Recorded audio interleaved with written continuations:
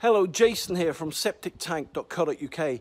Many people asking me what the septic tank soakaway crates look like in the flesh. Well, here's one of the beauties.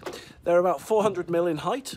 They're very light, they're very strong, they're very robust. They've got about a 20-ton bearing load capacity. So this is why septic tank soakaway crates are quickly becoming the most popular septic tank soakaway product in the UK market today.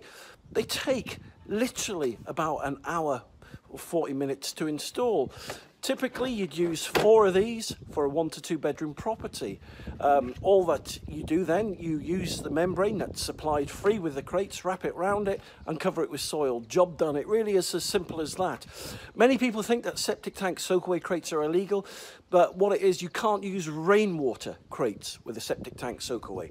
Can't use rainwater crates. So these septic tank crates, soakaway crates, are fully approved by UK Building Regs and the UK government. So if you're looking for the future of septic tank soakaways, well, here it is, the septic tank soakaway crate.